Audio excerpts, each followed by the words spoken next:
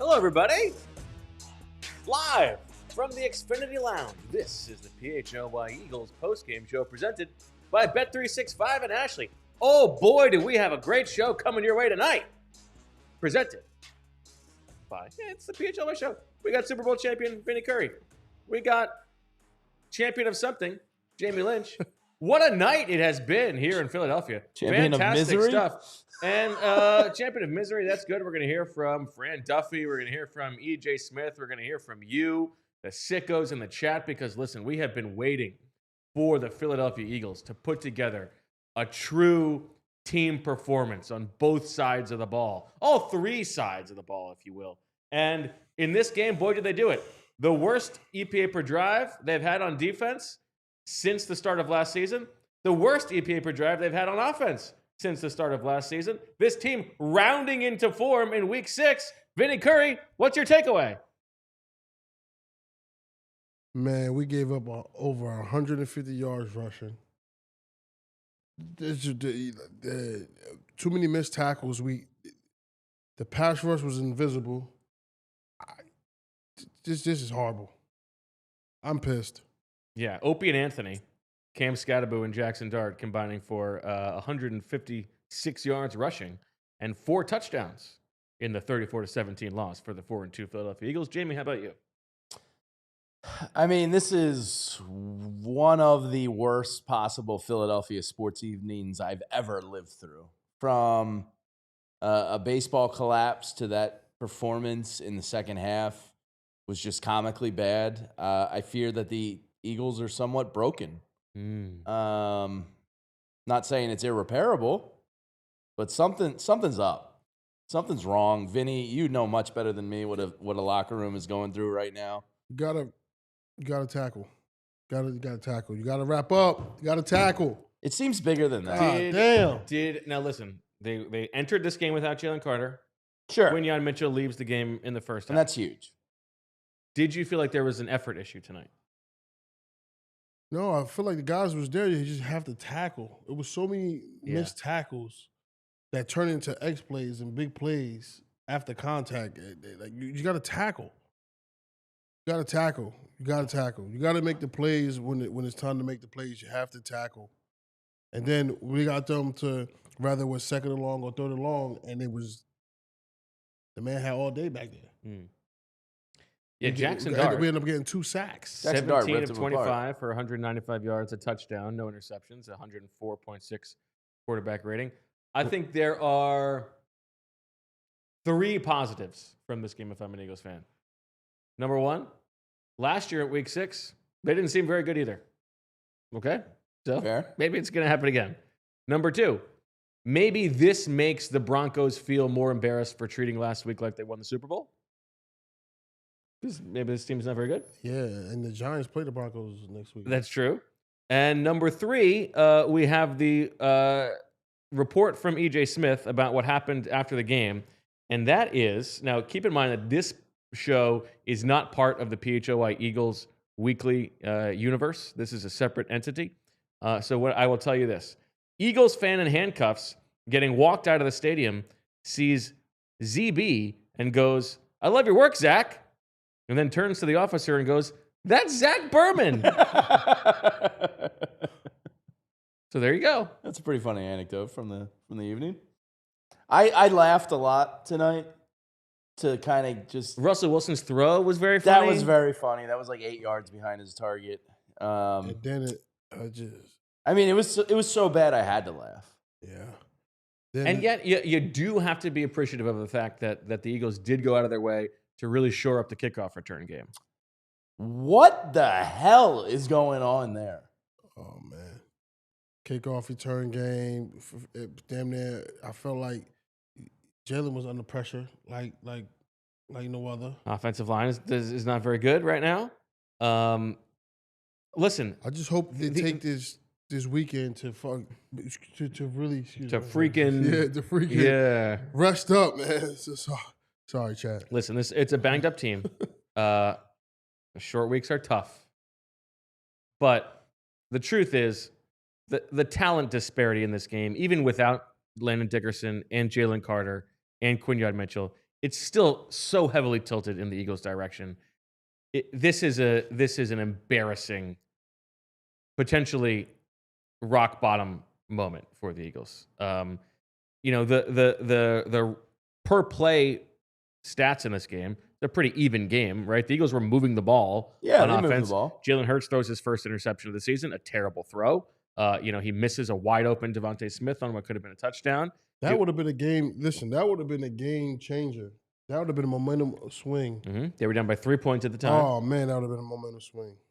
But you mentioned the interception, and you shared with us a screenshot that is probably going to be the thing I wake up tomorrow morning concerned most about. Yeah, A.J. Brown is wide open on the post. Yeah. A.J. forces a ball to Jahan Dotson on the sideline in tight coverage, and A.J. Brown is streaking on a post through the end zone with probably 2 to 3 yards of separation between him and the DB, and Jalen doesn't even look at him.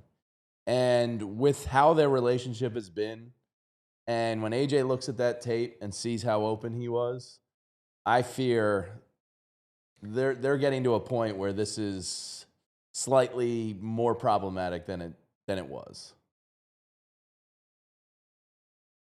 I don't think it's that play in particular, but I don't think that situation is going away. No. God, no.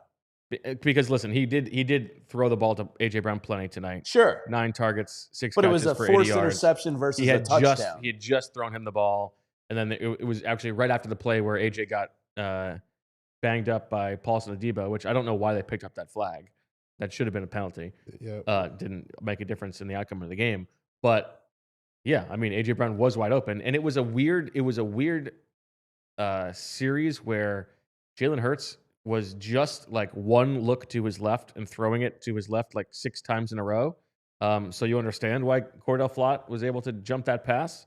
I thought Jalen was not that bad tonight. There, like one small bit of encouragement was we saw the scramble drill actually work better in this game, which has been an issue for the Eagles. They picked up a few first downs there. I mean, they did score 17 points or 13 points. 17 points in the first half, but then they get shut out in the second half. How many tush pushes in a row? That was 4 in a row. 4 tush pushes in a row.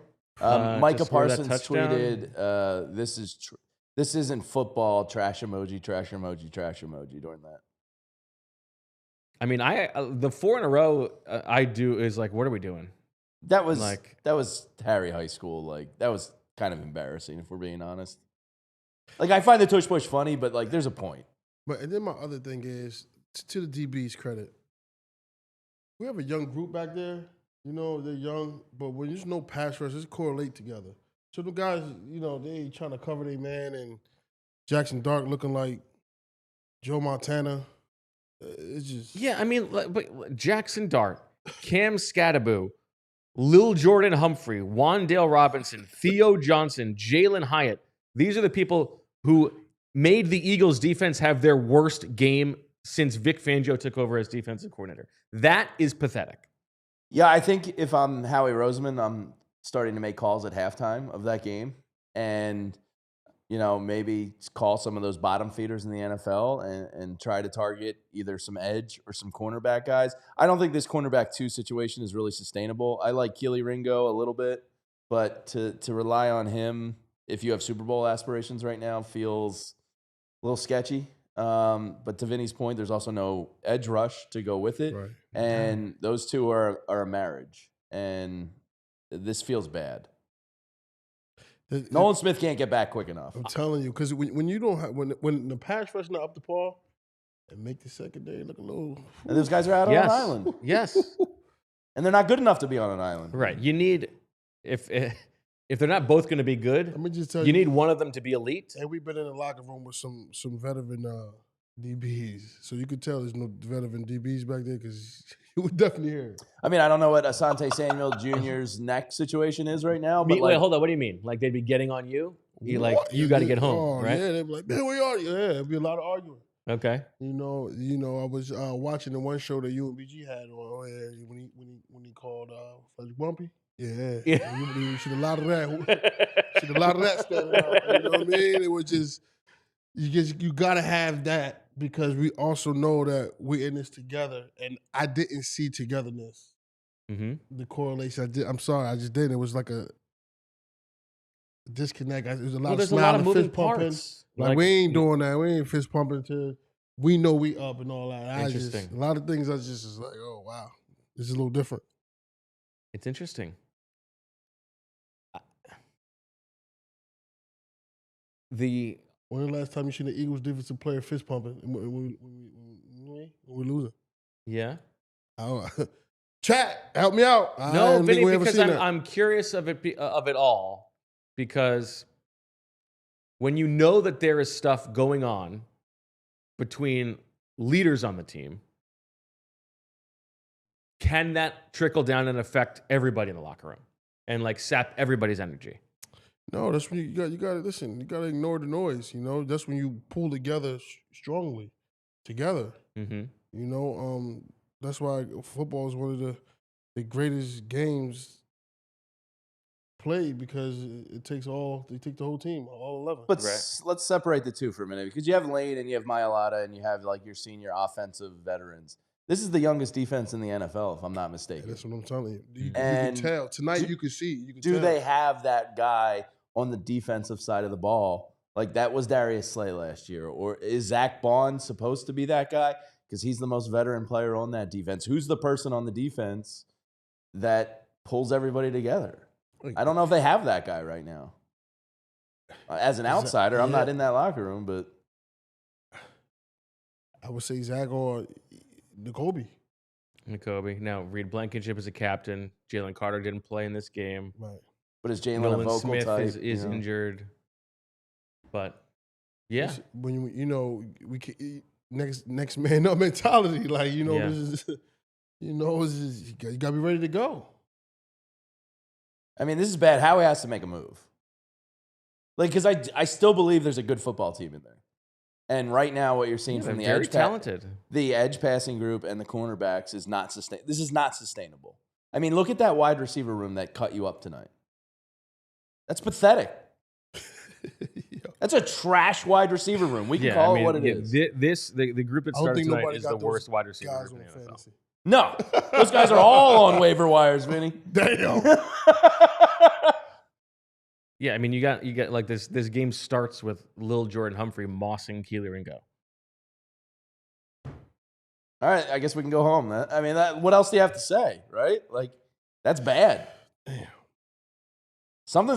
Nolan Smith's due back in what, maybe 2-3 more weeks? Yeah. Maybe. I think it was like a November kind of deal. It was November 10th, I think, so we're looking at 3-4. We would love to That's too long. Isaiah Rodgers or Darius Slay, like, come on down. Isaiah Rodgers is probably the big mistake of the offseason. You had to find a way to keep him. Or Slay, yeah, one of the two. Yeah. They put too much stock in Keely Ringo. Let's call it what it is. I just... Say it. Speak it, Vinny. I'll give him one more. I have to see one more week. This pass rush, I need to see the pass rush come alive for me to really gauge him. That's fair. But also they're missing tackles too. That's what I'm saying. Makuba was run over a couple times tonight, which is he wasn't thing scared that to you stick worried his about. nose in there though. He's never scared. He's always willing to be physical. He might need another inshore or two, but yeah, sometimes he just is not physically strong enough. Yeah. That was damn, I can't believe. But Dallas Goedert 9 for 110 and a touchdown. That was nice. Yeah. That was nice to see from Dallas. He's tough though. Yes. He's tough. He's tough. He's tough. That's one thorough player right there, man. He's gonna bring his hard hat to Yes. Shay in the chat says, I disagree. This is sustainable. They can be this bad consistently. Well, you're not wrong. Yeah, that's the Shaq. problem. Is like I hesitate to say rock bottom because it can always get worse. This could get worse. It can always get worse. No. See. I have to disagree with that one. Now, Howie Roseman at the helm. I don't think it could get worse. And It could. with all the draft picks we got, I don't know about that one. If AJ shuts it down and him and Yeah, that's the Jalen problem. become If it fractured, gets- if like, it gets Hey, there's somebody. snipey. Listen, I seen. We see some guys get shipped out. That you're like, damn, that happened. I'm just saying, like I seen crazier things happen in the National Football League, especially on the Philadelphia Eagles Yes. over the years. I'm just saying, I'm not. What comes to mind? Yeah. I mean, let's Chip get Kelly? into it. I'm just saying, Isaac Sopawanga. I seen a lot of. Okay, here go ones that comes to mind. It comes to mind, chat. I remember Jason Babin was leading the team in sacks. Yes. A little friction. Well, I remember sitting at home. He come across the ticker. It's been cut. Like, damn. It was one of, look at Yes. the eyeballs. Yeah. I forgot Yes. about that I one. have a remember lot. He ain't the only one. Like right off the I plane. seen guys get traded. I seen guys get traded from the bus. Like, yeah. So, Yeah. So I'm just saying. Yeah. Look who's at the helm. I'm saying. Howie's a madman. Yeah, that's what I'm saying. And he's got this thing figured out. His Monopoly game is Yes. It's chess. Yeah, you know. I think, He's gonna have a busy weekend. Oh, you better get busy. He's going to get busy. what's the trade deadline? It's second week in November? I think that's right. Maybe right before that. I mean, you have to think with the Yeah. amount of picks they have, and to Vinny's point, like players that they can move on from, something's going to happen this year. But you know, I just think they'll shake some things up to help the defense out. You know, the offense is fine. So what if would you be happier to see this defense add a star edge rusher or a starting caliber very good corner? I'm gonna say a star edge rusher. Okay. And chat, don't say I'm biased. Don't do that. But I would say star. There's a guy out there, V Curry, who I think they could, let's throw a lot of money that way. I don't think V Curry hamstrings can handle any of that. But hey, I do have a counterpart that works here, co-worker that works here that could probably help us out on third downs. 55. BG, you watching? Get loose. You know, but listen, man, Howie will make a move. They'll figure it out. The defense is very, very young, and they looked it young today. So why edge rusher over corner? Because I think what speed up the process, what they call it, quarterback clock. Mm-hmm. It would speed it up a little bit more, and it will help the DBs out that we have. Mm-hmm. Because listen, our DBs is not playing like extremely terrible. It's just too much time. Well, Quinyon back there. obviously makes That's what I'm them. saying. I mean, he's a top 5 cornerback in the league in all likelihood. Like, he is going to change a lot of this. So I'm with you. Like, I think they need an edge rusher bad. Bad. Because look, Nolan Smith is still an ascending player. He's not a lock to come back and be an 8 to 10 sack guy. And I like Nolan Smith. Right. But he's not a lock yet. And let me just say this. Jalen Carter, Jordan Davis, he played well tonight. Yeah, I thought he so. did. He was the brightest spot on that defense. But a lot of their success tonight was on the edges. But Jordan Davis has turned into a much better. And he had a sack tonight. Our graphics department pass just rusher. came in with a listen, new we graphic. got True Media. We have all these advanced stats. This is very nice to see that we're able to incorporate that. My with favorite this one is the defensive graphic. defensive third down efficiency. Yeah, that's very good. poop, though. The The interception department, also poop.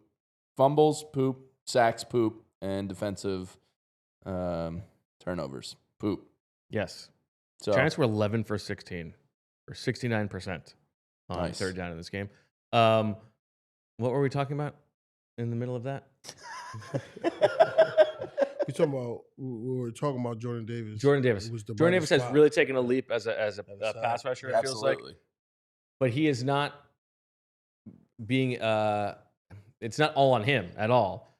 but it's not like he's a one-man run defense right now because the run defense as a group has struggled all season long and was not good enough tonight. What's the biggest thing they can do to improve that, Vinny? Besides getting Jalen Carter back, obviously. No, listen. If you really watch, me and Bo was sitting there watching. They had some of the tackles that should have been tackles for loss. Yeah. Missed tackles, and it was hitting.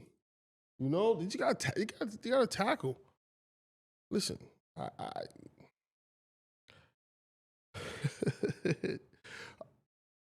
they need to tackle.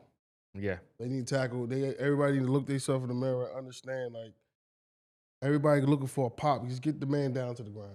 So I'm curious. I'd love to be a fly on the wall in a Vic Fangio film session after this game.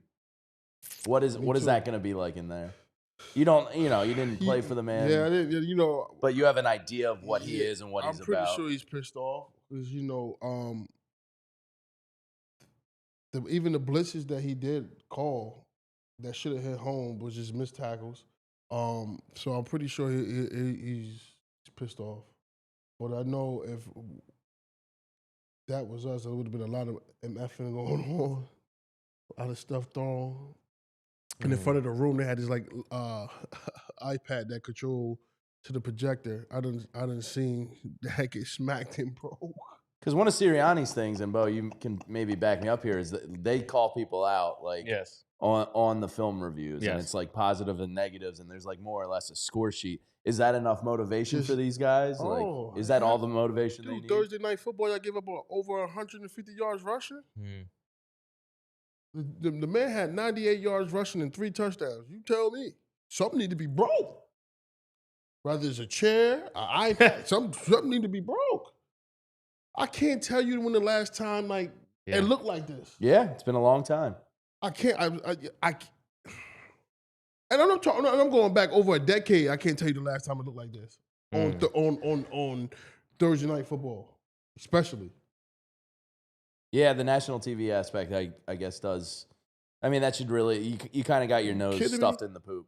Yeah, and then on the night of my man dropping his Prime Video, Saquon documentary, go watch it. Oh my God, got to be kidding me. This was the most rushing yards against the Eagles since Vic Fangio got here, except the Week 17 game from last year, which is try. They set the starters. They set the starters. Yeah, but it's just like, come on, man. When it last, that's why everybody's in shock. You just said at the beginning of the show, a guy walking out in handcuffs, Eagle fan. Yeah, he's pissed. He was watching that Phillies game on repeat. Probably spent his lives to get that ticket. Yeah, and to see this type of performance, got to be kidding me.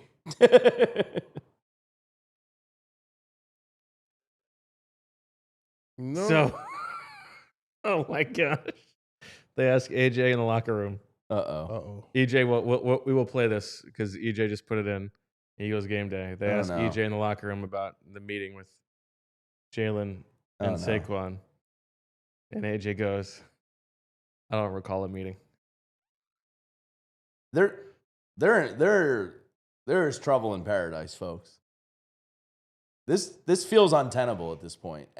You can tell me I'm making too much of it, but we've all seen, for lack of a better word, diva wide receivers before. And I know it's an impossible financial situation for the Eagles to move on from them. It's not impossible. Well, nothing's impossible, but you take it on the chin. But how many times was they could do it tonight? We need to go back. That touchdown and the interception play. So, I'm going to be thinking about that all morning. This feels bad. Vinny, can I ask you a very difficult question? Shoot. If you had to trade Jalen Hurts or AJ Brown, who would you trade? Come on, man. My son probably watching the show. All right. Let's take a break. What's up, Noah? We got plenty more to come. Fran Duffy is going to join us next for Fran's Film Room. Tanner McKee to talk about some of the big plays from this game. We got a lot to talk about. We're going to hear from you, the Super Chatters. We're going to talk to EJ Smith live from MetLife. But first, a word from our sponsors. So Howie Roseman invites me over to his place the other day. And he's like, Bo, come on over. Like, I know you want to watch the game. Like, let's do it. I want to talk to you about some trade ideas. I got another kick returner I want to go get. I said, of course, Howie, I'm happy to come over. Problem is I get there, and this TV setup was awful. Lagging, buffering, switching between apps, trying to find the game. I was fan-fished. See, if you call yourself a football fan, you gotta have Xfinity. It's the ultimate sports destination. You can find the best games and your favorite teams all in one place, and the way that you watch is next level. On top of that, you get real-time notifications and live stats right on your TV. It's the best seat in the house every time. Next game day, make sure that big fan isn't a big fail. Learn more at Xfinity.com. Xfinity, imagine that. Restrictions apply. Multiview requires Xfinity 4K capable TV box. Ethan, hit me with that beef stick. Oh, yeah. That's the OG Hickory right there. Brought to you by Righteous Felon. Because I struggle to open these because they're so delicious. But that's why you struggle? I just get so excited at the deliciousness that I struggle every time. My palms are sweaty. I know. I'm trying to do the read and open the beef stick. Life gets hard. But these are delicious. Righteous Felon is bringing you 8 to 9 grams of protein per beef stick with just 1 added gram of sugar. They're gluten-free, soy-free, low sugar, everything you want and nothing you don't need. This is the OG Hickory right here. This is probably my favorite. My girls, Skylar and Paige, absolutely love these things. I send them to school with them all the time. Why? Because they fill you up. It's healthy. You feel good about it.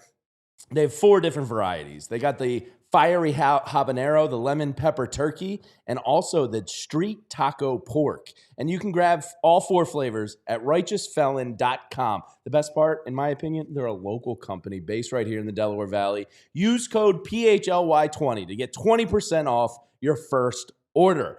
Or you can hit the streets. 2-ounce jerky bags are 2 for $10 at Wawa. You'll also find them at Giant, Royal Farms. I've seen them at Costco. Thousands of independent stores across the country. Righteous Felon, high protein, bold flavor, no BS.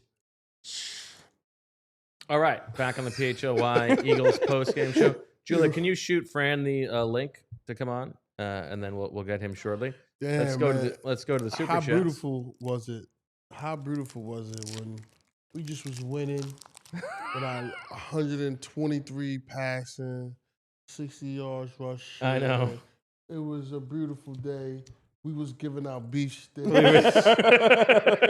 And now this. Let's get back to that $1 million question. You know what's like the running game was working tonight too. It seemed like a little bit better. You know, they just couldn't stick. Now you know you don't need to always be running it on first and second down. I mean, listen. There are a lot of professionals here. You talked about Howie. He's gonna try to make something happen. Nick has been through these ups and downs before. He was pissed. Right? Like, he has experience with these things starting to get a little shaky. Right. And has pulled them back on the rails. He deserves a little bit of faith. Is he shaving his head? If I were him, I would. Growing an afro, right? You know, going mullet? You don't know that, you know. What's he doing? He's just, one for one. But it doesn't feel good right now. No, Am I the only one that feels like this is completely untenable between Jalen and AJ?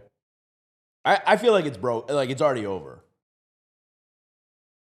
I just feel like last year at this point, feels like it's over. We was creating turnovers and giving Jalen and AJ more opportunities, and now we're not. So it's being magnified, you know, under the microscope. And so, Vinny, if you had to trade no one. Milton Williams, no Darius Slay, no Isaiah Rodgers, no Josh Sweat. I miss Sweaty. No Milton, And then when you look at it, you know, just from across the street, they all balling, and it's like, Milton Williams having a great year. Yes. All of them. Josh Sweat's got 5 sacks. Yeah. Josh Sweat's one of the more underrated Eagles like ever. Probably up there with Vinny Curry. All right, let's head to Fran's Film Room, brought to you by our friends at Ashley. Fran, good to see you, my friend. Oh, he's wearing that big blue. Oh, we got a Skattebo truther. It's Fran Duffy. Fran, I hope there's a Phillies You know, exactly. When I heard that the Phillies were wearing the powder blues, I was like, all right, I don't have a powder blue. This is like the closest I can get. And then I'm sitting here and I'm like, all right, it is kind of close to Giants blue, but it's too late to change now. But look, it is what it is. Don't try and turn the tables on me. This was a dreadful night.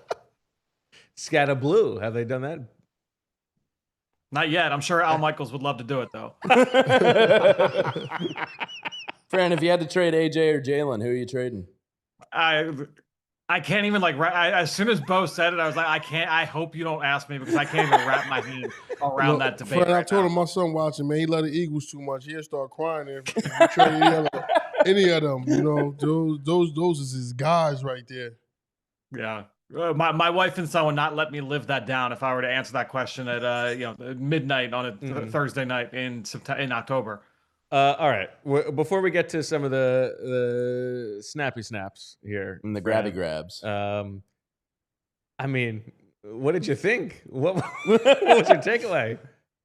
You know, for a team that hung its hat on out physicaling every single team that they lined up against down the stretch last year and in the postseason. Well said. This team got out muscled on both sides of the ball tonight. They were the weaker team. They were the less physical team on both sides. The New York Giants out-toughed them, and it was tough to watch what that performance looked like on both sides of the ball. Fran, Toth, they've cut him like 15 times. Is this experiment over? I mean, I don't know what the other option is right now. Clearly, he and Jordan are struggling in terms of like passing off stunts and executing, like picking those up. You know, last week Denver got them once or twice. You know, it was at least one sack and it was a couple of pressures on Jalen Hurts. There were 2 sacks that came from that side tonight, off of stunts and twists. That's something that's got to get cleaned up. Some of it's mental, some of it's, from a technique standpoint. So yeah, that is something that needs to get cleaned up. But honestly, like, it was more than that tonight, certainly. Like, if it was just as easy as like, switch out the left guard, get Landon back in there, then I would say, all right, you can almost like swallow this. But this was bad. This was really bad. It is nowhere near the top of their issues. But that does bother me because Toth has been here forever. And the whole reason he's there is because he's available. He took every rep at left guard this summer when Landon Dickerson was not there. He and Jordan have had a lot of reps working next to each other. They have had a lot of time to iron this out. And so that is disappointing. It is not like this guy just got thrown in there. Like, that's why he's there. And I don't even think he's nowhere near the top of their problems. But like, for them to not be able to work stuff out, I'm sorry. They've had 2 months to work on that. And not only that, like, this also is not a, first-year player, second-year player. Right. This is a guy that has been on the team, on and off for a long time. We're talking 6-7 years that Brett Toth has been around this organization. And so to have those kind of lapses, those kinds of breakdowns for that reason, that does make it a little bit more difficult to deal with. What did you think of Jalen tonight? Obviously, look, the first half was really efficient. The numbers looked great. They were moving the ball. You mentioned, 17 points in the first half. You feel good about it.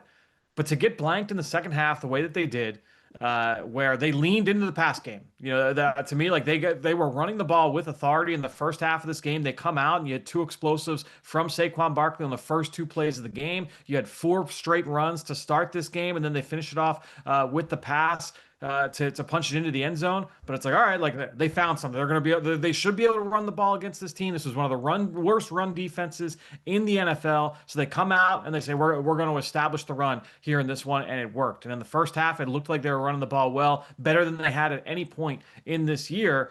And then you come into the second half and they completely get away from running the football, number one, and then by leaning into the pass after Jalen threw the ball well in the first half. He was not throwing the ball well in the second half. I mean, he had some of those misses, like that miss to DeVonta Smith on the deep ball. Early on in the season, we're like, oh, that's an uncharacteristic miss. Yeah. I don't know that that's an uncharacteristic miss this year. Yeah. I think that the times of saying like, oh, like Jalen Hurts, like he's a great deep ball thrower, that has not been the case this year. Like the numbers bear that out, the film bears that out. There's been a lot of misses this year on these vertical throws, and then outside of that, I mean, the interception, and we'll look at the interception.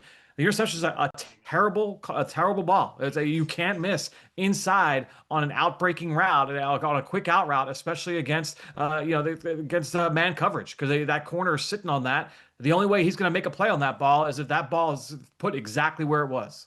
Why don't we do that? Let's break that down. Let's go to the first one. Yeah, and I mean, it's before we even get to how bad of a throw it is, it sure looks like AJ is wide open over the middle of the field. But what did you see here from the broadcast? Yeah, so we got if we go to INT1 here, Julia. So this is going to be a cover 0 blitz from the New York Giants, and the Giants they mix things up from a pressure standpoint, from a look standpoint. Whether it was second down, third down, they threw a bunch of different things at Jalen Hurts here in this game, and this is a cover 0 look where they're gonna creep those. And by the way, these little red circles here. This is like this is like an AI thing that Amazon does on their broadcast, where it's like, probability. Like these guys are likely to come based off like alignment and late in the pre-snap phase movement, and it automatically like will shine up. So the fact that these guys came in late in the pre-snap phase, right off the bat, it's like, all right, like there's a threat here that these guys could blitz, and that's exactly all 3 of these guys that are circled here are going to blitz.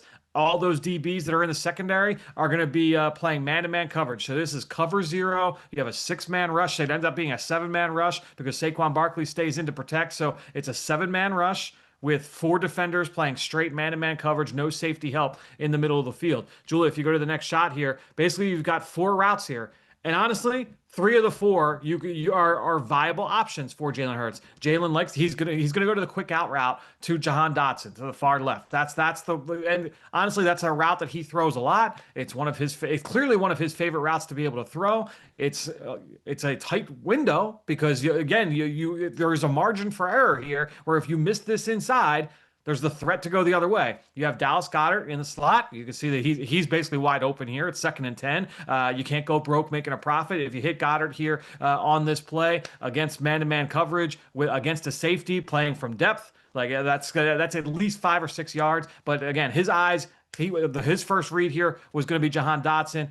The one that's going to be brought up, and you alluded to it, Bo, was you had AJ Brown working the middle of the field, the skinny post. He's going for a touchdown. And so now we don't know what the progression is, what the read is there. I'll be interested to hear Jalen. I know that I think EJ just messaged us that Jalen's going to be speaking soon, so we'll start to see those quotes start to leak out. But I'll be interested to hear Jalen talk about this play, where his eyes were supposed to be leading into it. But not surprising that this is the route that he went to. It's not I'm not going to kill him for not throwing it to AJ. But it's just one of those where it's a bad look. You see Dallas Goedert wide open over the ball here, but he's going to go to Dotson. And Julia, let's go to the last shot. You've got one spot that you can't miss. You can miss this high. You can miss this down and away. You can miss this outside. You can't put this ball on the inside shoulder. And that's exactly where he put it. And Cardell Flott took it the other way and nearly pick-sixed it. Okay. Do you not kill him there, Fran, just because of the progressions of the play, or like? Yeah, that's my dumb brain goes, how the hell do you miss that? I know it might be the second read, but it's bang bang, and so without knowing like what his read is supposed to be, like the coaches might say like, oh yeah, like you're supposed to go to AJ there, like there's something there pre-snap you're supposed to go to AJ, but if that's not within the progression. Then on the outside, like that's just information we don't have. So I'm not going to automatically say like that's on Jalen that he's got to get that ball to AJ. I'll do that. Meanwhile, the defense played its worst game in a very long time. Some of us maybe thought there were some signs. Well, you spent like 35 minutes railing on Quinyon last week. I was going to say, excuse me, a lot of that was Quinyon focused. Yeah. No. Yes. But what happened? I mean, It was bad. I mean, not having Quinyon certainly hurt. Not having Jalen Hurts certainly hurt, or Jalen Carter rather certainly hurt. I think that Vinny's point about the tackling was brutal. I mean, we're going to take a look at the first 2 touchdowns from this game, and tackling was a major issue on both of those plays. But I mentioned the lack of physicality. They got moved in the run game. Like they got moved off the ball in a couple different spots. I thought that Jordan Davis held up fairly well. And again, this is all like, without going through the tape and watching every snap, but it felt like it wasn't necessarily Jordan Davis getting moved off the ball. I felt like I saw Robinson get moved. I saw Ojimo get moved. The linebacker struggling to get off blocks at times. But then you had the missed tackles that did pop up again. They lost off the ball. And then in the pass game, clearly they went after Ringo. They went after Jaxson a handful of times, and they were able to take what they wanted with guys that are not household names. We didn't hear any Bo Collins, but plenty of little Jordan Humphrey here in this game, which I don't think was on the bingo card coming into Thursday night. All right, let's get to those first 2 Giants touchdowns, Fran. Break those down for us. Yep. So, Julia, this will be tackle 1. So this is the opening drive for a first touchdown here for the New York Giants, and it's 3rd and long.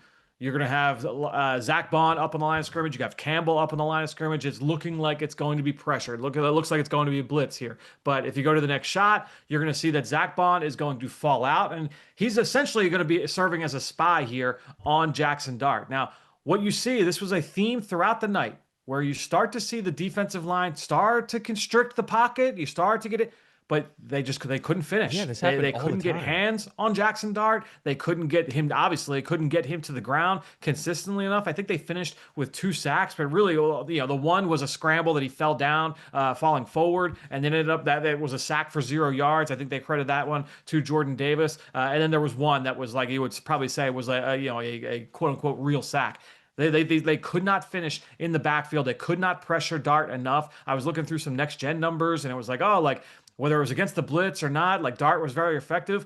They just could not pressure it. They could not affect him enough to the point where he was going to feel sped up. And here he steps up, and now it's going to be Zach Bond one-on-one in the hole. If we go to the next shot here, it's Bond one-on-one in the hole with Jaxson Dart, and Dart throws a little dead leg here in the middle of the field, makes Zach Bond miss, and he takes off for the end zone. So that's a missed tackle that leads to a touchdown run for Jaxson Dart. Now you fast forward to the next drive, and Julie, if you go forward 2 spots here, you're going to fast forward to the next drive, and this is going to be the touchdown for Wan'Dale Robinson. And on this play, Drew Makuba, he busts the assignment early on in this one, and he's in the wrong spot. So now you see him. He's trying to recover. So this is him now. He sees, I forgot my guy. Wan'Dale Robinson's all alone here along the boundary. I have to try and get over there fast. And by doing that, he gets in there not under control, and he's unable to finish this tackle. He doesn't break down and finish.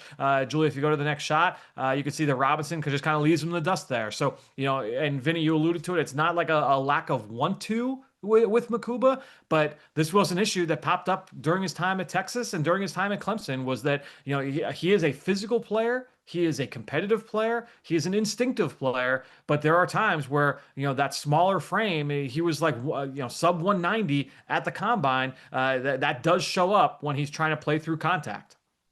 Vinny, you talked about it, how comfortable Dart looked in the pocket all night long. Even when, as you say, Fran, the bodies were around him, it didn't affect him at all. Since when a New York Giant quarterback looked that comfortable against us? Yeah. That hurt. Kerry Collins, literally, like I'm not even being facetious. Like, you got to go back, like Kerry Collins. Just that's why it stick out like a sore thumb. That tonight just was insane. Like, we haven't seen this, and to be on primetime TV. I love how you think of it through that prism of like this specific matchup and, like the program through the years, because it also emphasizes how differently this team is built on defense. I mean, they have a lot of resources on the defensive line, but this is not a defense that is built front to back. Right. And in this particular matchup where we are used to seeing the old cartoons we would have on the Philadelphia Eagles website of scared Eli, because that's what he looked like against the fierce Eagles pass rush. Right now, that day feels a long time ago. And that's what I'm saying. Now, these two teams play again in 2 weeks. I'm going to just say That's this. wild. The Eagles is a big part that Danny Dimes is not in New York anymore. Yeah. And it's just like, today, just have you, this man was back there baking cookies, pancakes, and throwing the football. It's just like, this is not. And cutesily flipping them to Cam Skattebo, and then, the Too much bromance dancing in the continues end tenth. zone. Like, Yeah. really next time you like, come on, y'all. Fran, I got a question for you. What Lay it on me. the hell is going on with the kick return game? I mean, Tank Bigsby, muffs one. AJ Dillon puts one out of bounds. I mean, it's not good. I've never seen anything it's like not good. this. And they spent 2 draft picks on Bigsby and went out of their way to let everybody know, like, he's here to be a kick returner, even though that's not something that he majored in when he was in Jacksonville or majored in over the course of his 3-year career at Auburn. And that has not gone well. Two picks.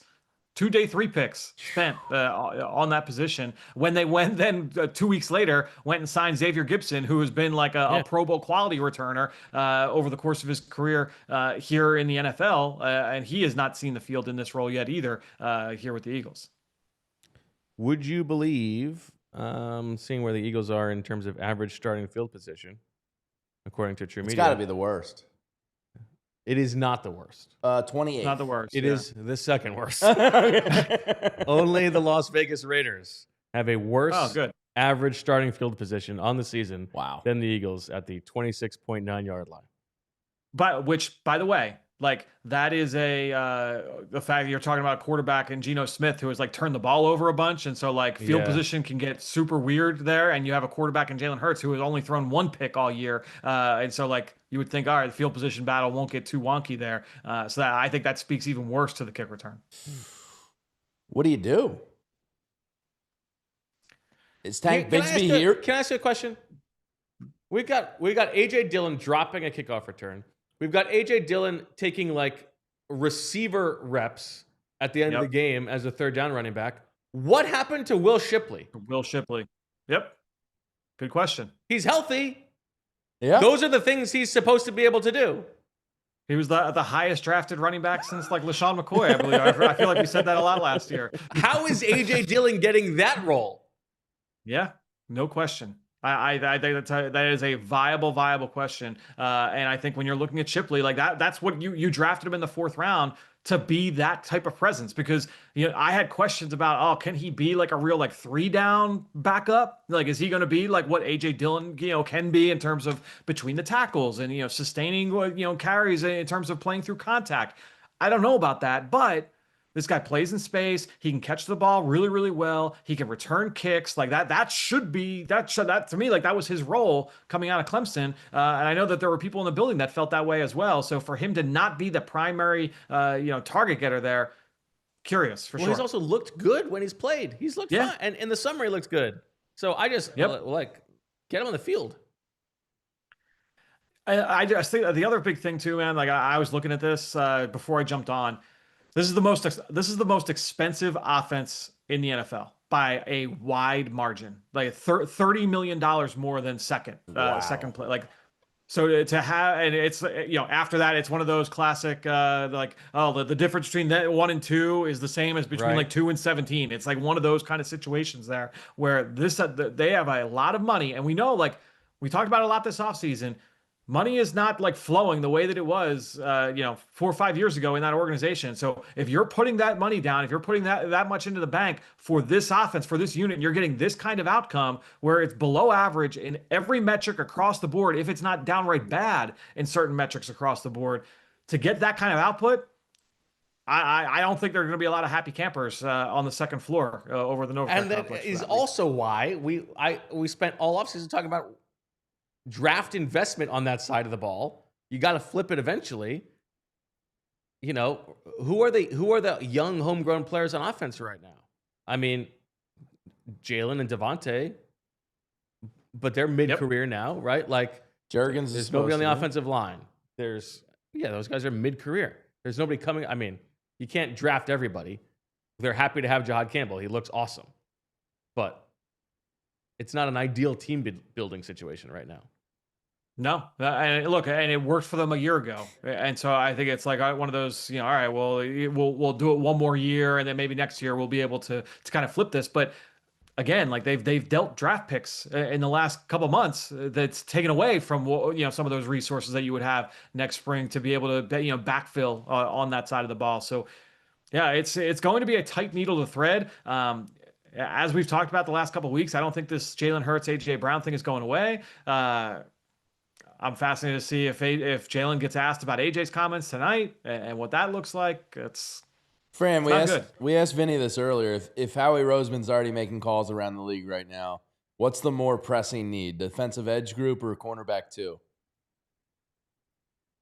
Because they're a marriage. I think edge is a bigger issue right now. I think they're both issues, but I think the pass rush is a bigger issue where that will help the corners out a little bit more. Yeah. You could go either way, and I don't think they would turn down a corner.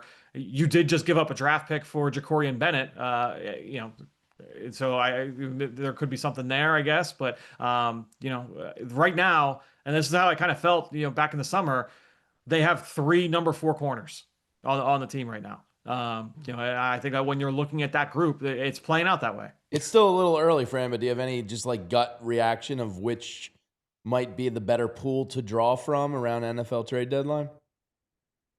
Well, the problem is that they are not the only team looking for pass rush, and that's usually the case. Usually the contenders are all looking for pass rush. You want to try and fortify that group, but I know, like, just this week, you're seeing headlines on social media for like, oh, the Bucs are looking for a pass rusher. The 49ers down Bosa are looking for a pass rusher. The Chicago Bears are looking for a pass rusher. The Lions are looking for a pass rusher. Like, everybody's looking for rush. And I don't know that the supply is going to meet that demand. That'll be something to follow. I mean, you got, like you said, you got to go get one of those teams that's struggling right now, is looking for picks. Rather it's the Jets. They got some pass rushers on there, some young guys on there. They might be ready to move off of, that we can use. Even last week's game, we see that defensive line in Denver, they totally dominated. Yeah. They have some guys over there. But we definitely need to get a pass rush and fast. Maybe they're not looking for draft picks, and maybe they're looking for offensive skill talent. All right. And with that, we will close Fran's film. Fran, who would you rather trade, AJ or Jalen? He's not answering. I'm not prepared to answer that. But I think skill talent makes it pretty clear. All right, Fran. We will talk to you tomorrow at 2:00 on the PHLY Eagles podcast. Good luck getting some sleep. Good to talk to you. Yeah, we'll talk tomorrow, guys. See ya. See you, Fran. Thank you, Fran. Let's take a quick break here from some sponsors. Your super chats on the other side. Also, the beef of the week. And then we'll get to EJ. Ooh. We start, though, with our friends and, of course, Ashley, because the holiday steals are here at Ashley. It's the perfect time to get your home ready for the season and save big. From stunning dining sets for all your holiday feasts to super cozy sectionals, perfect for movie nights, we have everything you need to make this season magical. And the more you shop, the more you save, with up to 25% off store-wide, or take advantage of their special financing with 5 years no interest. Discover great deals in store and online only at Ashley.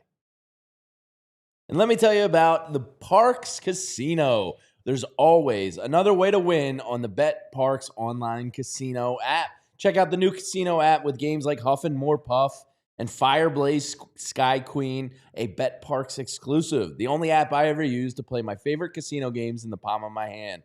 Play blackjack, roulette, craps, poker, baccarat, hot online slots like Cash Eruption, 88 Fortunes, and Cleopatra online slots. You can play hot online slots based in your favorite streaming shows like Walking Dead, Squid Games, Breaking Bad, Peaky Blinders, all your favorite classic games from wherever you are. New users get up to $1,000 casino bonus back if you're down in your first 24 hours. Go to betparks.com and download the app right now and enjoy all the action and excitement from the casino at your fingertips. Must be 21 in PA, New Jersey, Maryland, or Michigan for Bet Parks. You love to play, you play to win, you bet. Bet Parks. Gambling problem? Call 1-800-GAMBLER. Holiday steals are here at Ashley. It's the perfect time to get your home ready for the season and save big, from stunning dining sets for all your holiday feasts to super cozy sectionals, perfect for movie nights. We have everything you need to make this season magical. And the more you shop, the more you save, with up to 25% off store-wide. Or take advantage of our special financing with 5 years no interest. Discover great deals in-store and online only at Ashley. Back in the PHLY Eagles post-game show following the Eagles' embarrassing 34-17 loss to the New York Giants. Your super chats. Let's get to them. Let's hear them. Pat Phoenix always in the chat. Pat we love Phoenix. that. Is it an overreaction to question the Jahad Campbell pick? There wasn't an edge rusher that could have helped them more. To me, I don't think you question the pick, because when you're at 31, if you get someone who you think can be an elite player, you do it. And Jahad Campbell looks very good, so I think you're fine. But to me, the opportunity cost is not an edge rusher. It would have been an offensive lineman. That's how I feel. I think I would have rather, if not Jahad Campbell, use that pick. Josh Simmons is the player who goes there. They probably don't make that. The Chiefs don't make that deal if you're going to draft Josh Simmons. But an offensive lineman is what I think this team is missing at that caliber of player. I think that's what they're gonna go this year draft. I think so too. Yeah, I worry if the season goes south, like lanes. Definitely. I think they definitely will go offensive lineman, but I also think we're still gonna win the division. Okay. I do. I strongly. You're giving me some life there, Vinny. I'm spiraling tonight. Tonight's real bad. This type of weeks is where the we all we got, we all we need stuff come from. To ignore the noise. Okay. With a little bit of, everybody loves a cinema with a little bit of hiccup in the movie. This is the. Yeah, you got to get knocked back down to get back up. Yeah, You need me to be the antagonist? I'll be the antagonist. And let's not forget that they are the world champs. And, there's been the 2 Super Bowls. So last 3 years, they'll figure it out. You got to figure it out. Sometimes, But maybe it's just an every other year thing. Yeah. Damn. They're a leap year team. Although they're odd number team. Yeah, they're an odd number season team. Or even years. Even years. Yeah, 24, 22. Also, they won the Super Bowl last year. How much time does that buy them? Are they like, can we get upset the next year? Yeah. Yeah. Listen to how spoiled we are in chat. This is like the first time in a long time we lost back-to-back games. So it's like It's been a long time. pulling out your hair. It feels like but I'll let you get back to the super chats. Okay. Yeah. We don't have them up. Sorry, Juliet. And Juliet's fixing the EJ camera. is working his way on getting with us as well. Super chat from Rohit says 2018 part 2. Well, the biggest thing that this season has in common with 2018 is that Vinny Curry is not in the locker room. And we were right there. Yeah. Yeah. Great books prof. Eagles start every drive from their own 11. WTF. I mean, it's a problem. Yeah, it is crazy. It's insane. They have had like 6 times this season a guy just dropped the ball. That's why I tweeted that. WTF. I'm with you. Like, throw Will Shipley back there next Sunday. Just get somebody catch the ball. Juan Pablo Martin Riba. Jamie, we are going to be okay. Oh, thanks, Juan Pablo. JPMR. I really want to believe you, and it's a super chat of a hug. I think it's more likely than not that they pull out of this. But I do have concerns about 3 seconds. What's their record at the end of the season? 1, 10 2, and 7. 3. Okay. Vinny, 3 seconds. 1, 2, 11 and 6. Okay. Bo. 3 seconds. 1, 2, 3. 5 and 12. Brandon Martin. We need to make a statement to the team. If you have to trade AJ or bench Jalen for a game, we need to show that this performance doesn't fly ever. Man, could you imagine the equivalent of like sending Jalen down to AAA for a game? Like, We're just gonna give Tanner a start. Let Jalen, Give him the get Deshaun his Jackson head down at right. Delaware State for a game. Never See gonna what he happen. can do with him. That is very funny. I appreciate the energy behind that. Matthew Watson, when winning wasn't enough after week 4, it stopped. It almost sound like what I was saying earlier. Yeah.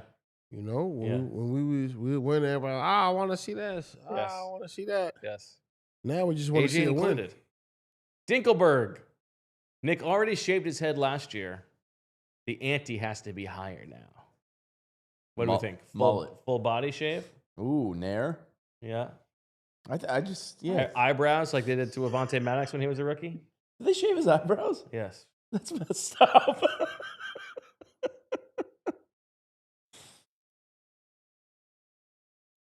Half beard?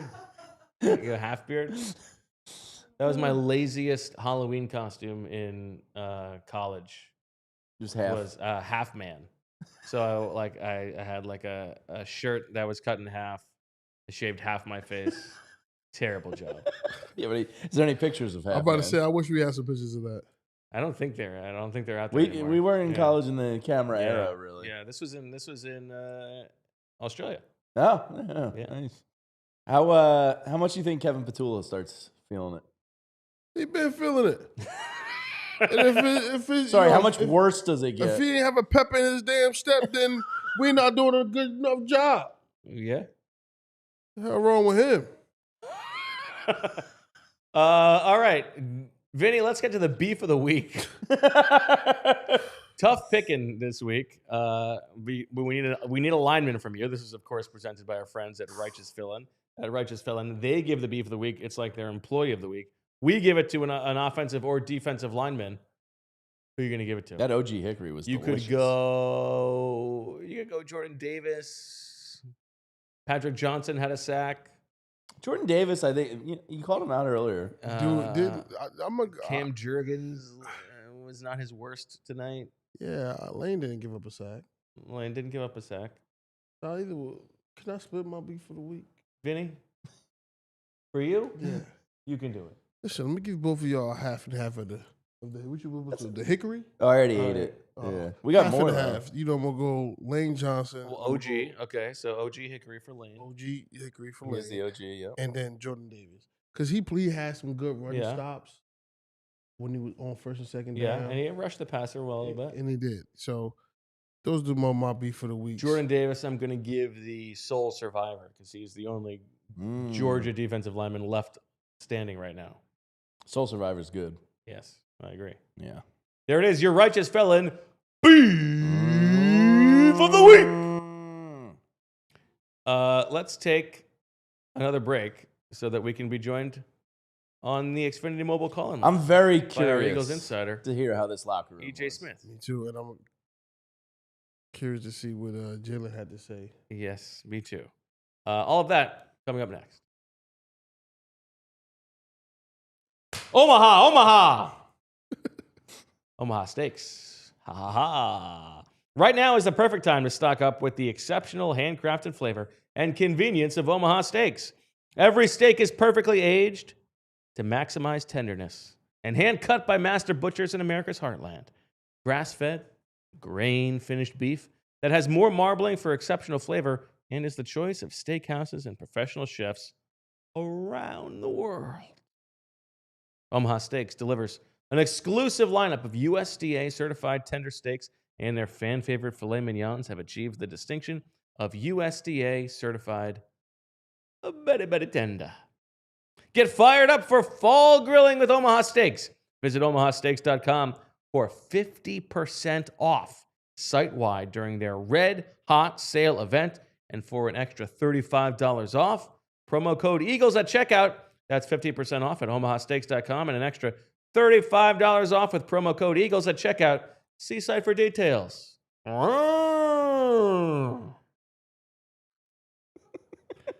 And let me tell you about the best hats in the game. Certainly better than this Phillies lid I'm wearing right now. And that's our friends over at Branded Bills. I got myself a Penn State one. Man, things have been going poorly for Philadelphia area teams this past week. But the Branded Bills hat is awesome. It's comfortable, it's durable, and it looks sharp. People have asked me about it all over the place. And whether you need snapbacks, truckers, Fitteds, beanies, or tees, Branded Bills has you covered with performance and style. And if you're looking for some gear to make your brand stand apart from the crowd, Branded Bills has you covered with the best custom headwear. Start your order, and their dedicated team will help you create the exact custom apparel that you're looking for. They have partnerships with Penn State as part of their campus collection. Head to brandedbills.com and use code BBPHLY for 15% off your first order.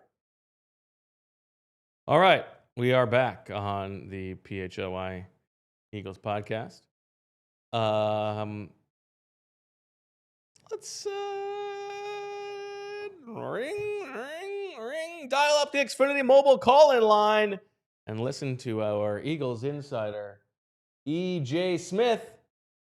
EJ, how you doing? Oh, a walk and talk from the field. What's up, guys? I mean, I shouldn't be smiling. Yeah, I shouldn't be smiling. I know. Tough night for Philadelphia sports. What happened? It's weird. It looks like you're not walking. You're just going side to side. I'm trying to find a nice, quiet spot for you guys, but you sound great. We can do a walk and talk. Yeah. Yeah, Vinny, don't you like that cardigan he's got? That's nice. I like that thing. That cashmere? It's not cashmere. I didn't play in the league, Vinny. I don't got cashmere money. EJ, was it a happy locker room? No, I mean, I'll be honest. Like, it wasn't maybe as dejected as you would have expected, but I mean, we did get some interesting answers from some of the players and Nick Sirianni. So, yeah, definitely, you could tell this is a team that's lost twice in 4 days. But I think that there was some messaging that they're going to be able to get up off the mat here. So, EJ, you sent us the video of AJ Brown talking. I have a feeling this one's going to go kind of wild. I watched it. I'm in show. It looks like he's half kidding, maybe half serious. I couldn't really get a good read on it. What was your interpretation of it? Yeah, my interpretation of it is that he doesn't really want to talk about it.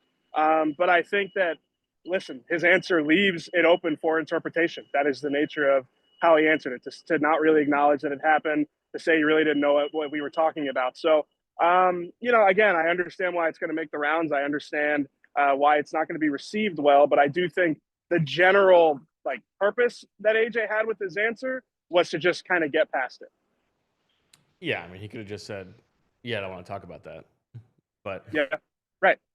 I mean, this is ongoing. I think that we didn't make a whole lot of the meeting because we didn't really know what the outcome would be, and I think you can tell after tonight that this is going to be a thing. It's going to remain a thing. So, am I being dramatic, EJ? Because watching it once, I interpreted it as this is much worse than maybe we all know about.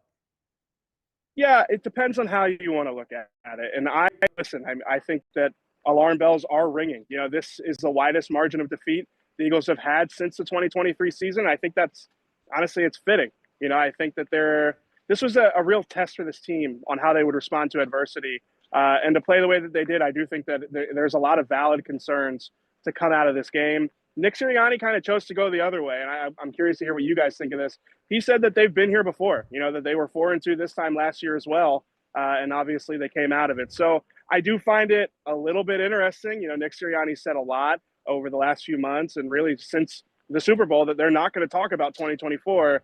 This was a time where he mentioned it to try and get his team out of this rut that they find themselves in. So it really is. It's kind of like you can choose to look at it like 2024. They have a bye week coming up, and maybe that'll give them an opportunity to get this thing back on the rails. But I do think that there's some valid concern about the way that they responded to adversity tonight. Yeah, listen, they are able to. They are capable of turning this around. They are able to turn this around. Sure. They get this little mini bye. They feel like they found their identity after the bye last year around this same time. That is all very possible. They need to prove it. Yeah, it's going to get interesting otherwise. What did Jalen have to say after this game, EJ? Yeah, Jalen was accountable, as you would expect. Said that on the interception, it was just a bad ball. Said that, he needs to play better. He talked about the autonomy that he has at the line of scrimmage, which I found interesting, saying that, the Eagles' offensive struggles, that's something that he takes accountability for because of the autonomy that he has. Yeah, I mean, I think that's kind of Jalen's, playbook is that, look inward is what he'll say a lot of, but no, he definitely took this loss. I think he did take a lot of accountability for the loss. And I think it's valid. It's warranted that you think about. He said that they were 10 points down when he missed that deep shot to DeVonta. I believe that they were 3 points down Correct. at that point in the game. So this is the second week in a row that it was a miscue on a deep shot that really could have changed the game. And this one, I think you have a hard time not laying it at the feet of Jalen. And just for the record, guys, DeVonta did not speak. He said he had to go to the trainer after the game. He did look a little gimpy at one point. Early on. Yeah, no, he had I think the broadcast caught that they had a trainer working on his ankle. So. Yeah, the DeVonta throw is just, he's got to make that throw.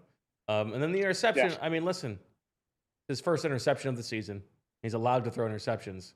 That particular one, as Fran broke down for us earlier in the show, was pretty glaring, pretty galling.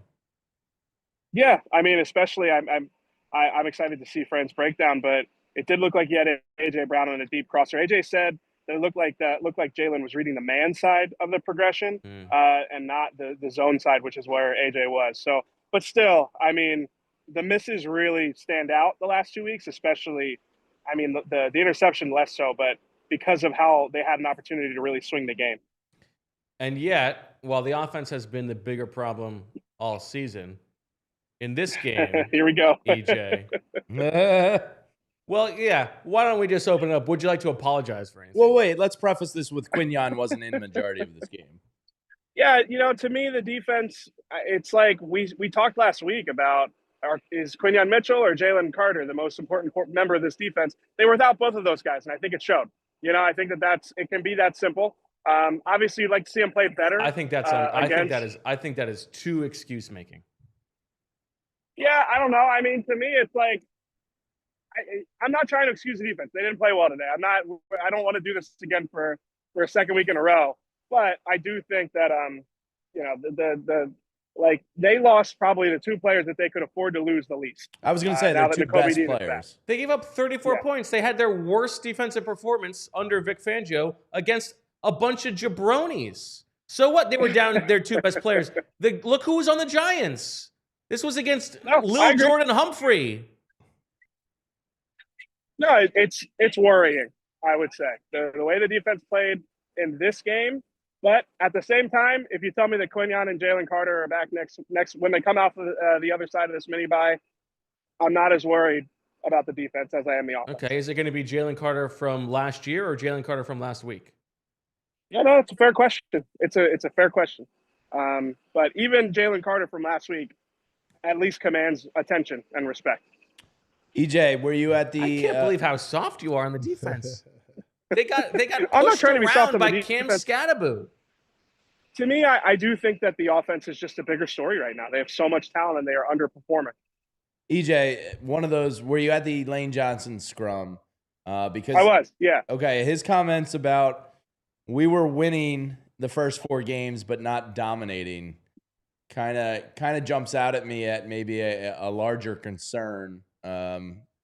Maybe I'm being too dramatic again, but about the direction of this offense. No, I think that Lane is always a very honest evaluator of where things are. And yeah, he talked about the fact that they weren't dominating games. And I think that's really just a reflection of the way the offensive line has looked. And I think that's a fair assessment. And is it concerning? I think at this point, I want to see what the offensive line looks like on the other side of the bye week.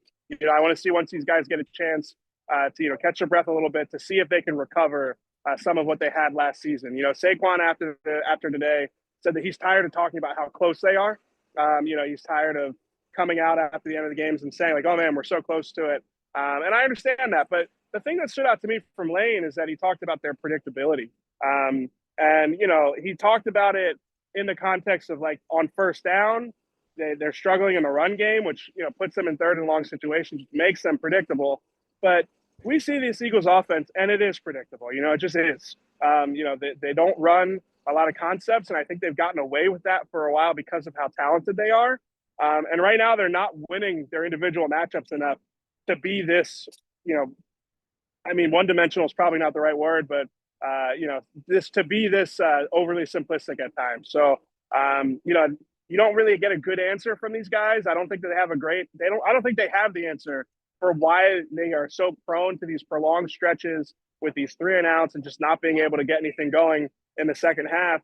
But it's definitely something that a lot of the guys talked about today is something that they need to fix. Well, I'll tell you what, though, Jaxson Dart looked like somebody that used to be in Philadelphia and that who they play coming up. Oh, you think you're doing the Carson Wentz comparison? I'm just saying. You can't miss tackles on him. I see some Jalen Hurts in his game. I'm not going to lie. Jalen Hurts? I can see it. I can see that he I'm emulates Jalen. I'm with you on Carson Wentz. He's like Carson Wentz before the ghosts got to him. I think he's more athletic than Carson. He was impressive today. Listen, I'm just talking straight before the knee injury. Yeah, no, it's fair. Yeah, no, he's playing well. The Eagles defense was without some top guys, obviously, but no, he looks good. Vic said it going into the game. Like, the Giants got themselves a quarterback, and the Eagles learned that the hard way today. I think the predictability in offense is a real serious issue, and there are things I've heard that I can't substantiate about, like, defenses specifically calling out the plays that are coming, but it's very interesting in conjunction with Jalen talking about the autonomy that he has at the line. And you have to wonder if this is a game plan thing or this is a Jalen thing about the things that he is going to at the line. Are those what are predictable for defenses, or is it the plays coming in, with 8 seconds left on the play clock? Yeah, I think it's probably a little bit of both. I think that there are probably instances where the autonomy that Jalen alludes to contributes to the predictability. But, he's only operating off of a menu that is set for him from Kevin Patullo and Nick Sirianni. He talks about how there's a different cook in the kitchen, right? So I think that it's probably maybe a microcosm of what this Eagles offense's identity has been for the last few years, and that they just haven't really been able to get away with it as much as they have. Again, like, they were predictable last season, but they just beat guys up at the point of attack and it didn't matter. And they're not doing that this season. And you see the double-edged sword that can be at times. Mm-hmm. How do you feel? How do you feel? How do I feel? Yeah. Sorry, I thought I froze. You see my was that the head nod? My internet connection? Yeah. Have you walked the perimeter of the field? Not the whole perimeter. I'm trying to avoid the paint truck. Well, you're really moving around. I'm curious if you've walked all the way around. No, I'm only on one side. I'm on the Giants sideline. Oh. This is where Brian Daboll was getting into it with the athletic trainer. I was just going to say, EJ, did you catch on the TV the heated exchange on the sideline? I did. I was hoping it would be on the other Wrong sideline. Yeah. Well, Sirianni was heatedly yelling at Tank Bigsby. Don't do this, Jamie. This is beneath you. Let's let Jay Niz decide. Let's hear what the professor has to say. Okay. No chance on that. EJ, what the hell is going on with the kick return game? This has been a thing, and you know what? I'm glad you asked me this, Jamie, because I wanted to talk to Bo about something, and this is a good opportunity to do it. When they traded for Tank Bigsby, I came on and I told you what my understanding was about the Tank Bigsby trade. And you were like, this is ridiculous. There's no way they traded 2 picks for this guy to be only returner. Yeah, we were both. Do you want to apologize to EJ, me? we were both correct. You were right that's what they thought, and I was right that was dumb. Yeah, no, okay. I can accept that because I agree. Like, he's not factored in at all on offense. And at this point, they're going to have to go with different guys at that position because, like, he has been bad enough for Nick Sirianni to yell at him on the sideline. So, they claimed the guy off waivers who's a return specialist and he can't get on the field. What are they doing? Well, we'll see. He might be on the field for the next game. Yeah, Because, and I frankly, don't know, Tank Bigsby can take AJ Dillon's running back reps, as far as I'm concerned. It is such a like, and Nick Sirianni talked about this. Like, this was like an uncharacteristic game for them. You know, like Nick, to pull people behind the curtain a little bit with Nick, like he talks a lot about the questions he asks himself after games, and one of them is, did the team play with great detail and great fundamentals? And really, across all three phases tonight, you could not say that they did. You know, the kick return game was bad. Obviously, the defense, you know, really struggled. And then offensively, they just didn't have like the attention to the end of half sequence with Jalen sliding and seeming like he didn't think that they or seeming like he thought they had a timeout left. It just was like a very un-Eagles like performance. At least, you know, these last 18 months or so, you just don't see the Eagles make those types of mistakes. I think that's one of the more concerning things is like, these are things that Nick harps on, and like they just were not sharp on them today. EJ, I also was saying that the defense tonight looked super young. They just look super young. They look like in disbelief. I can't tell you the last time the Giants scored that many touchdowns in the first half against the Eagles. I know I keep going back to it. I really like that. Facts are the facts. They just look super young. Yeah, no, I mean, you look at Keely Ringo out there, and sometimes like it seems like the game really speeds up for him, and I think that was kind of illustrative for the group as a whole. So, I mean, you would like to see like Zach Bond really step up in those scenarios, and obviously he got caught in no man's land on that Jaxson dart scramble. But again, yeah, it's just it was just not. I think that they just really missed some leadership, you know, at certain levels, and I think that's where like Jalen Carter and Quinyon Mitchell, they're young players, but like their play kind of sets the tone for the group. EJ, we asked Fran this earlier. I think Bo asked Vinny originally. Howie Roseman's clearly going to make some trades because there's help needed. Yeah. If you had your choice, defensive edge group or cornerback 2, who's EJ Smith pushing all in for? Probably an edge guy, especially if you tell me that they're like solid on early downs. I just think like we saw even on like the Jaxson dart scramble, like the sim pressure stuff, like they have been effective with it, but it's like if you have to build the whole pass rush around that, you're going to invite some risk. You know, it's not ideal to just not be able to trust your guys to win. And then in the run game, I thought that their edge rusher group really got pushed around. So I think if you told me that they could get an edge guy that is just an every down edge guy, I think you'd probably lean that way. I mean, like Adoree Jackson and Keely Ringo, like obviously it's not ideal, but I think you can get by with one of those guys if you told me they were going to get more pressure and they were going to be better on early downs against the run. So Tank Bigsby for Trey Hendrickson is what you're saying. There you go. Yeah, I actually thought Adoree Jackson was fine tonight. I agree. Yeah, no, I completely agree. I thought so is he honestly, back as a like, starter? I thought it was I think he might. It was an interesting, like, you know, seeing both of those guys in the same game again. It's like you sort of evaluate, like, okay, who should start, you know, against the Vikings. And honestly, I think Adoree Jackson played well enough to be in that conversation. Keely, again, he's just like, it seems like he has these stretches where it just really starts to unravel for him. You know, if he has a good game, it kind of feels like the momentum builds for him. But if he starts to struggle, it just kind of like, it seems like it spirals. Yeah, I think that's right. And I think you're right about the edge thing there, EJ, where not only do they need an edge guy to help fix the pass rush, they also need an edge guy to let Vic play the way he wants to play. Like he doesn't want to have to be blitzing this much and sending this many creative sim pressures because he wants to let the 4 guys get home. I mean, we saw it last year that he's still, you know, you can have Zach Bond add to the rush and all these things, but that's not ideal. And so if they could add somebody who could allow him to play the way he wants to play, you know, that would also help. Hendrickson would be perfect. I mean, because he's an effort guy. He's got a high motor. Like, I mean, that'll be interesting. All right, EJ, last thing. I relayed the story, but now that we have you, you've got to give us your eyes, paint the picture for us about what you saw down in the tunnel. So it's this guy. He's wearing a Kelly Green Saquon Barkley jersey, right? And there's blood. There's a blood. That's great. Yeah, there's blood on the 2 because he's gotten roughed up by the police officer.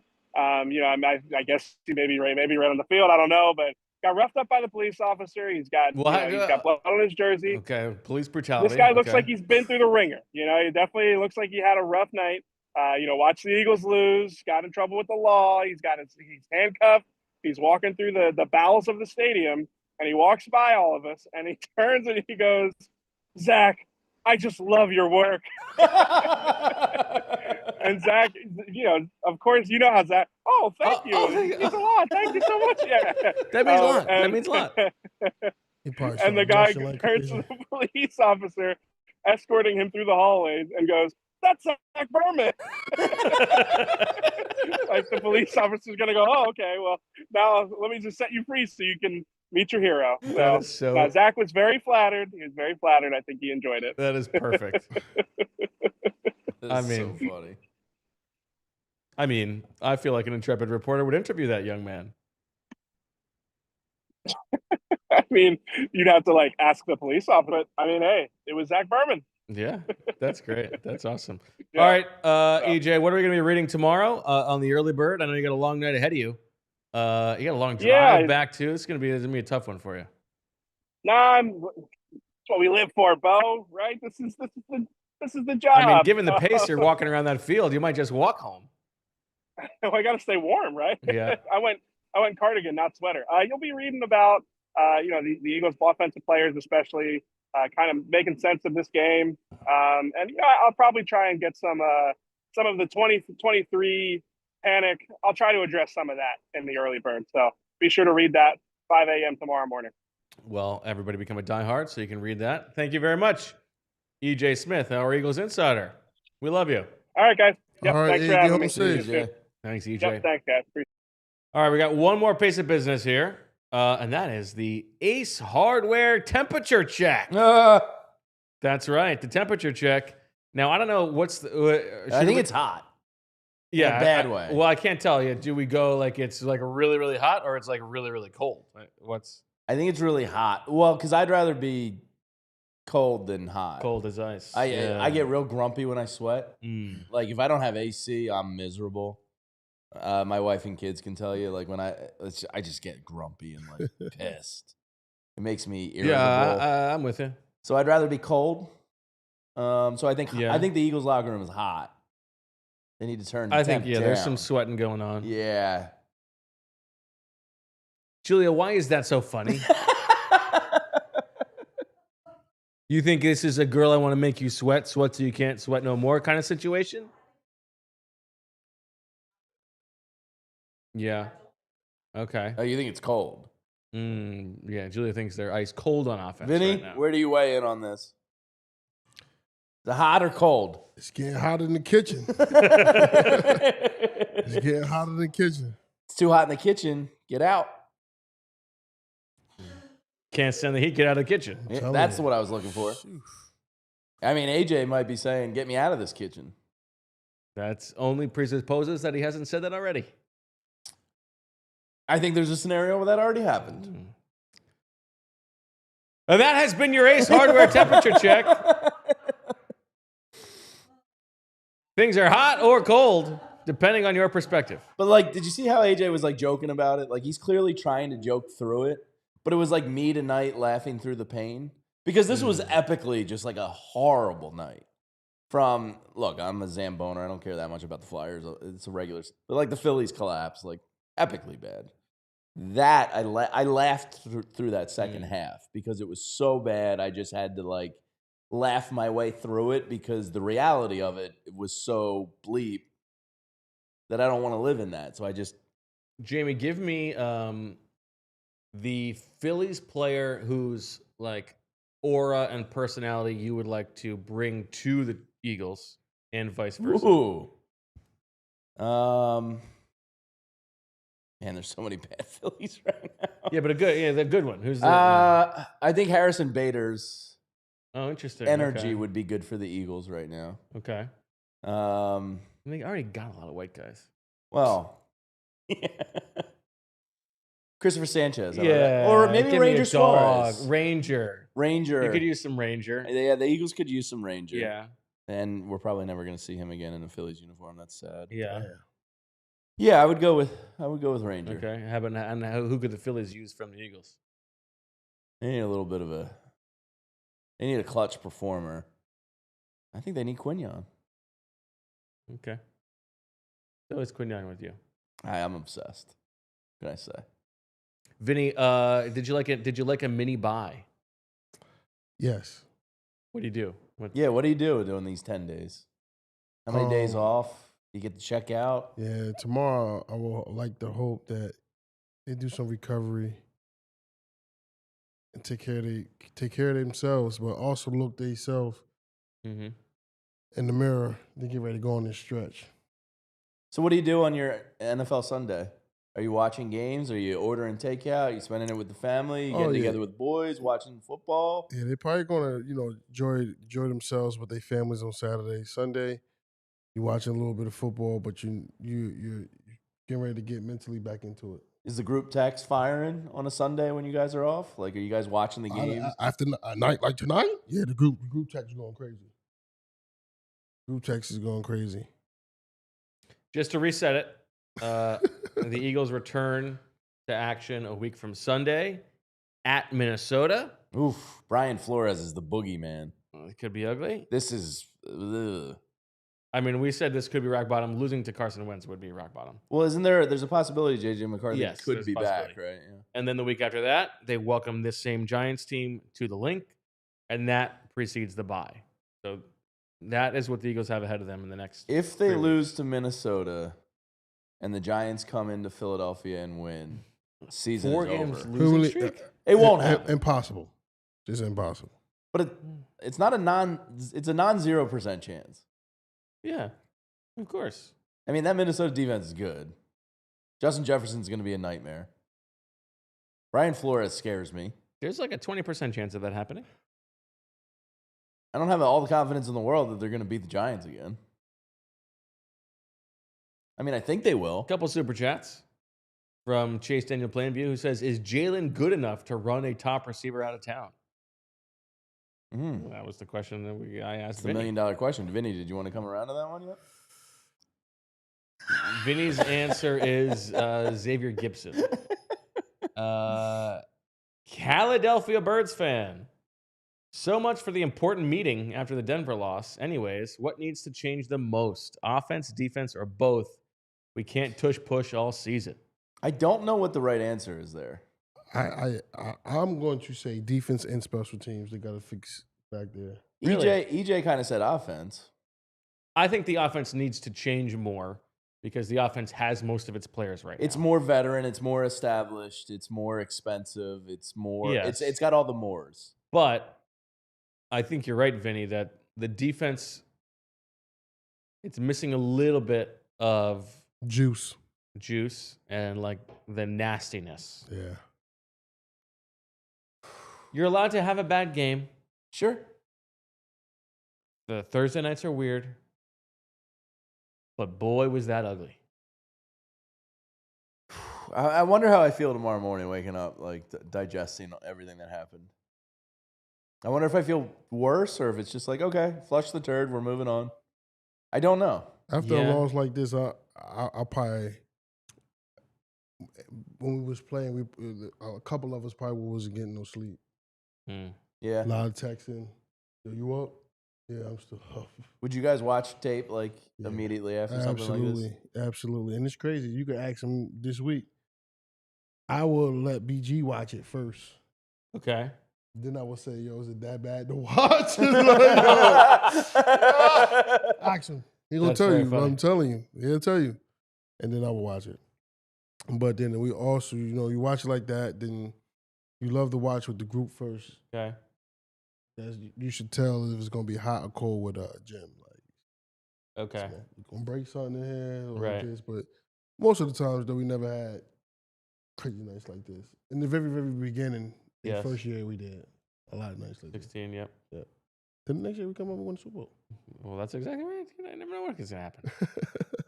All right. Well, that'll do it for the PHLY Eagles post-game show. I think we already got that one. Just a disastrous night of Philadelphia sports. The Eagles, I mean, man, What it come to 34-17 to the Giants. Ugh. Yeah, it's pretty bad. And Jaxson, too. He's so... I thought he played pretty well tonight. He did. He's got a little bit of the juice. Yeah, I mean, certainly like the bromance with him and Skattebo. Yeah, it's like, gross.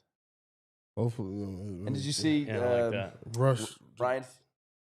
Ryan Fitzpatrick and Skattebo took their shirts off and chest bumped on the postgame? Come on, Fitz. That's cute. Yeah. Oh, it's your guy. Yeah, what are you doing? Chest bumping with Skattebo. You send a text message. That's Super Bowl champion Vinny Curry. That's Jamie Lynch. We got Ethan. We got Julia. Thank them. Like the video. Subscribe. All that good stuff. If you want to become a supporter here, you can join our supporters club. 2 different tiers, behind the scene footage, all of that good stuff. So consider supporting us that way. It's real easy. You get custom emojis like Vinny's Saquon. And all that. A lot of fun. Behind the scene, original content, good stuff.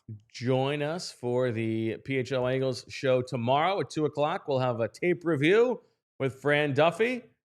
And until then, I mean, I would say enjoy your night, but like, I don't know. Go to bed. Go to bed. Have a dream about something else. And the sun will come up tomorrow. For all of us here at PHLY, we thank you for watching all night long tonight. And as always, we love you. We all silly like the mayor.